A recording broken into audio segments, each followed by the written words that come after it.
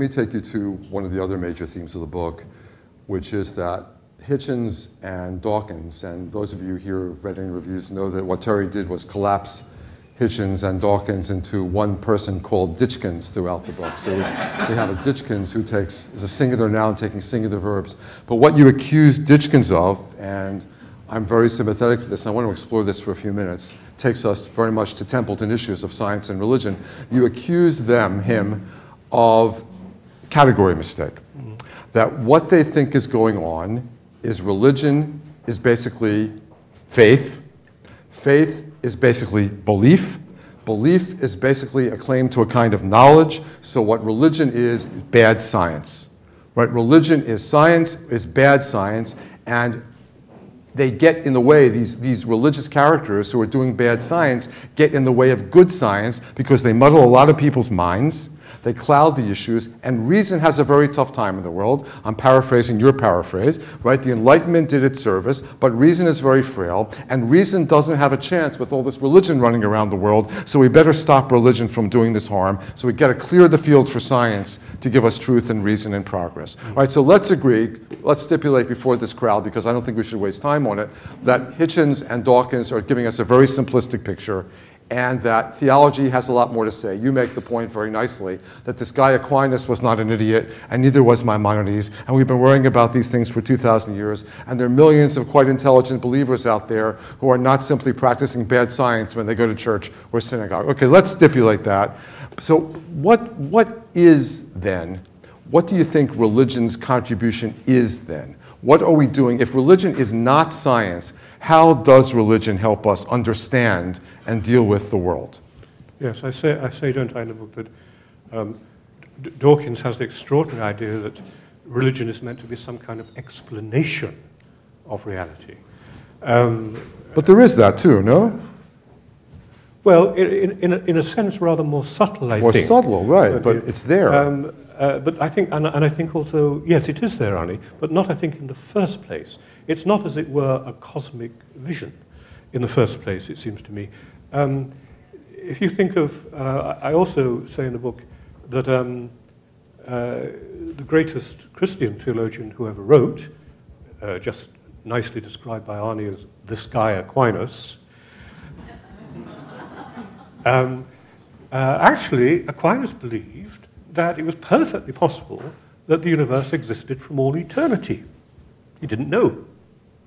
He believed in creation, of course, as a mainstream Christian, but he didn't make the mistake of thinking that creation meant how things got started. How did everything get off the ground? Aquinas believed, quite properly, that as far as that went, you had to be a card-carrying atheist. The answer to that was a scientific answer. The theologian had nothing. The theologian had a lot to say about why was there anything at all, rather than just nothing, yes?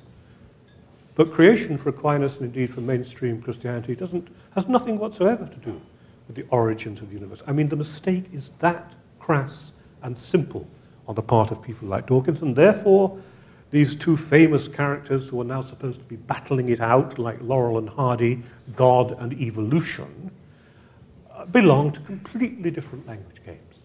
Yes, it is, as you were saying, Arnie, it's a category mistake to imagine that these two things exist. Now, why doesn't Dawkins like to hear that?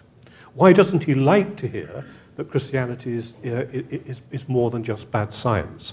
Because, and this is a reputable reason on his part, he thinks it means that then Christianity or religion, Judaism, Islam, are let off the hook as far as reasons go. Yes. He thinks it's a cunning way, and he's sometimes right about this, right. It's a cunning way in which religious people pass the buck or get off the hook by saying, well, you know, reason's one thing and faith is another. In the Christian tradition, I don't know about Judaism or Islam, I don't know much about Christianity either, as I said at the beginning, but in the Christian tradition, that is the heresy known as fideism. That's actually a heresy. The view that Dawkins is ascribing himself to, whether he knows it or not, is heretical. Fideism means the belief that faith, let's say the belief of Martin Luther, that faith is entirely independent of reason. In other words, that, for people like Dawkins, faith means blind faith. Faith can't be supported by or can't adduce reasons of any kind. Now, I take it that the mainstream Christian position, and I'd be interested to hear about other religious positions, is that faith does indeed rely to a great extent upon reason, but that reason doesn't go all the way down. Reason is absolutely, without reason we perish, but reason, one of the problems is reason doesn't go all the way down. And any, as I try to argue in the book, any form of rationality that is to be robust enough to help us in our dreadful political plight will have to root itself in more than reason. All forms of valid or robust rationality are themselves rooted in more than reason, and the mistake of the rationalist, and Dawkins here is a good old-fashioned Victorian rationalist who believes he's at the cutting edge of the 21st century, the mistake of the rationalist is to detach reason from those other forms of commitment and so on. If I can just very quickly, without going on too boringly, one of the examples I use in the book is the example of loving somebody. I was just about to cite that passage. Oh, good, good. I like this bit in the book, actually. It's a beautiful passage. Yes, thank you. Thank you very much. I will sign a copy for you especially afterwards. If you love somebody, you have, of course, to be able to adduce reasons for it. A believer, after all, is someone in love, observes Kierkegaard. Yes. He did say it before me, actually, and I feel rather irritated. And then you do a nice riff, if I could just help you out here, on love and knowledge, a wonderful theme. It is only by having faith in someone that we can take the risk of disclosing ourselves to him or her fully, thus making true knowledge of ourselves possible. And it's not quite the point I was making, actually. But you're making that same point of love is necessary to knowledge. It's an adjacent point, right? Yes, an adjacent point. Point is this.